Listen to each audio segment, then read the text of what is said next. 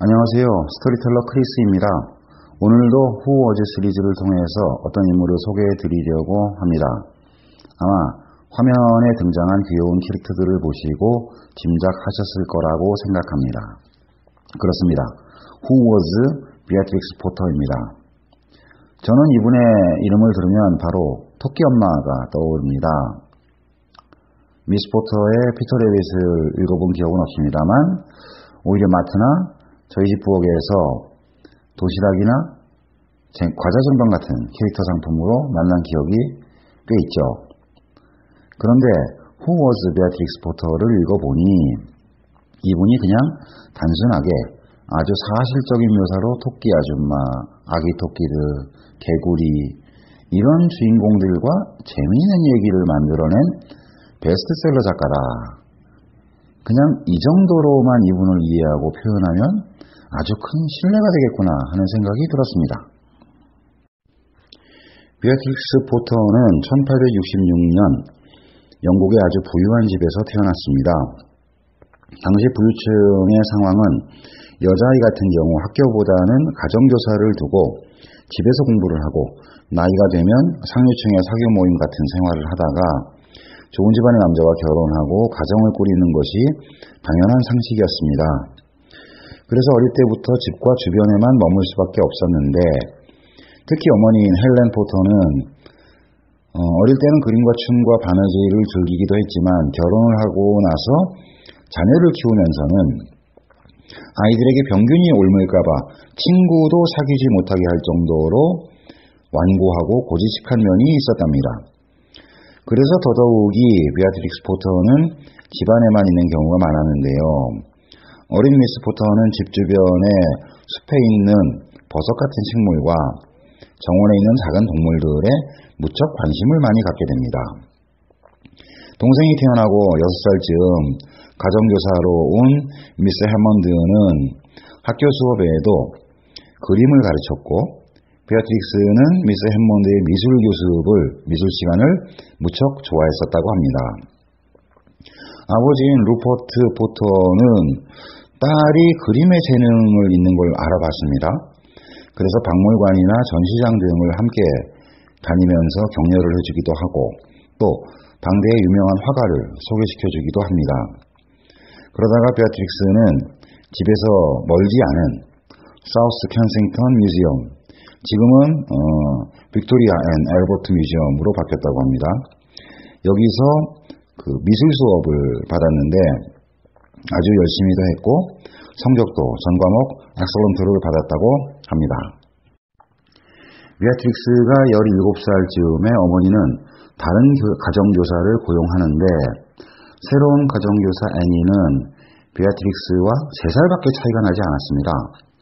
처음에는 자신을 아이 취급하는 어머니에게 무척 화가 나기도 했지만 애니와 대화를 나누다 보니 바깥 세상의 이야기 그리고 그동안 애니가 경험한 이야기들 이런 얘기를 대화로 나누면서 둘은 아주 좋은 친구가 되었습니다.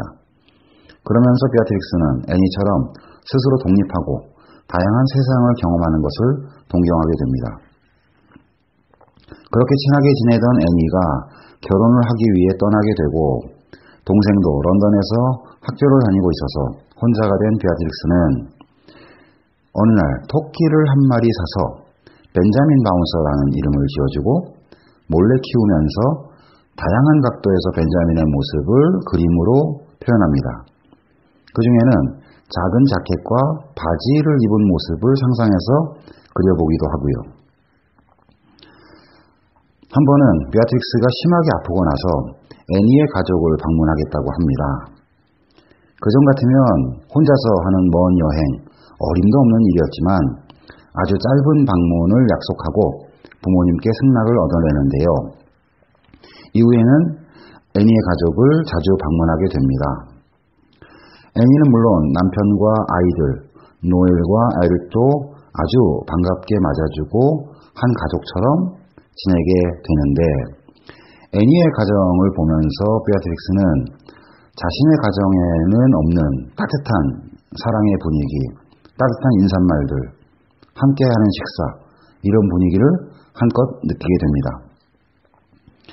한 번은 또 동생 버트램이 들렀는데 비아트릭스의 그림을 보고 출판사에 보내보라고 얘기를 합니다. 그래서 여러 군데 보냈는데 그 중에 한 군데에서 비아트릭스의 그림을 크리스마스 카드에 넣고 싶다는 연락을 받게 됩니다.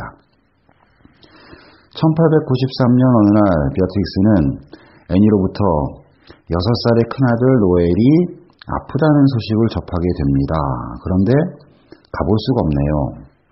그래서 노엘에게 4마리 토끼, 플롭시, 몹시, 커튼테일, 앤 피러에 대한 이야기를 편지로 함께 보내게 됩니다.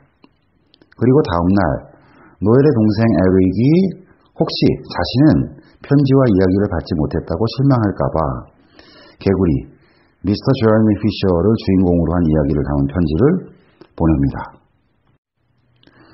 한편 비아트릭스는 버섯이 약용으로 쓰일 수 있다라는 생각을 어떤 계기를 통해서 하게 됩니다. 그래서 버섯을 연구하면서 또 그림으로도 상세하게 그리고 그러던 중에 연구 보고서를 리니언 소사이티 오브 런던이라는 과학학회에 보내고 발표를 기대하고 있었습니다. 하지만 당시 학회는 남자들만이 참여할 수 있어서 비록 버섯에 대해서는 영국에서 그 어느 누구보다 잘 알고 있다고 자부하지만 여자이고 전문 과학자가 아니어서 학회는 비아트릭스의 보고서를 대수롭지 않게 여깁니다. 크게 실망한 비아트릭스는 버섯에 대한 연구를 접고 그동안 관심을 가지고 그려오던 동물을 보다 상세하게 그리는 일에 집중하게 됩니다. 그러면서 애니의 아이들이 자신의 이야기를 재미있게 읽는다면 다른 아이들도 재미있어 할 것이다 라는 생각을 하게 되고 그동안 노엘과 에릭에게 보냈던 이야기를 다시 빌려와서 책으로 엮을 수 있도록 만들어서 출판사에 보내는데 6군데 모두 거절하네요. 아쉽지만 비아트릭스는 여기서 멈추지 않습니다. 그리팅 카드로 번 돈을 가지고 250권의 책을 자가 출판을 하게 되는 거죠. 그래서 지인들에게도 보내고 일부는 서점에 비치해서 팔아보라고 요청을 해봅니다. 그런데 이 책이 아주 금방 팔린 겁니다. 다시 추가 주문이 들어오고 200부를 더 만들게 되고요. 그런 와중에 이 책을 만들고 또 출판사에 연락하고 하던 일을 도와주던 지인은 이 책이 정식으로 출판되기를 무척 바랍니다. 그래서 라임을 좀 편집하고 하지만 그림은 그대로 유지하고요. 그래서 프레데릭 원이라는 출판사에 보냈는데 그림에 대해서 아주 좋은 평가를 받습니다. 이렇게 시작된 The Tale of Peter Rabbit은 결국 150만 부가 팔리게 됩니다. 비아트릭스는 열심히 글을 쓰고 그림을 그리고 이렇게 책을 출판하는 일을 하다가 출판사 사장님 노먼과 사랑에 빠져서 둘은 결혼을 하려고 했습니다. 하지만 노먼이 갑작스럽게 병을 얻어서 죽게 되고 첫사랑의 죽음에 시리에 빠진 비아트릭스는 앞으로 책을 어떻게 써야 할지 어떻게 살아야 할지 망연자실해지지만 다시 기운을 차리고 자신만의 인생을 살기 위해 독립을 하기 위해서 힐탑 농장이라는 곳을 사들입니다. 농장에서 가축을 키우고 자연과 함께하는 삶을 사는 동안 1차 대전과 2차 대전의 전황 속에서도 힘든 경우도 많았습니다. 하지만 그 중에 또 인생의 반려자 윌리엄 힐리스를 만나 결혼을 하고 책도 계속 쓰고 농장 일을 하면서 아주 행복하게 삽니다. 77살의 나이에 세상을 떠나면서 비아트릭스 포터는 여의도 면적의 5배가 넘는 4,000에이커의 농장을 The National Trust에 기부하는데 이유는 비아트릭스 포터의 발행과 같이 내셔널 트러스트는 기부받은 땅을 전혀 새롭게 개발하지 않고 자연 그대로를 보존하면서 항상 사람들에게 개방하는 사업을 하는 곳이기 때문이었습니다. 비아트릭스 포터는 세상의 어린이들에게 23개의 아름다운 이야기와 함께 언제든지 찾아와서 뛰어놀 수 있는 자연환경을 남겼습니다. 만약 내가 무언가를 했다면 작지만 아이들이 진심과 소소한 기쁨을 즐기고 고마워하도록 도운 것, 조금 잘한 것 같다라는 글을 남겼다고 합니다. 아마 지금 주변을 보시면 아이들의 책장에 피터 레빗의 이야기가 있을지도 모릅니다. 시리얼 그릇과 도시락에 엄마 토끼와 아기 토끼들, 아니면 개구리가 있을 수도 있고요. 지금까지 영상 시청해 주셔서 고맙습니다. 크리스탈이었습니다.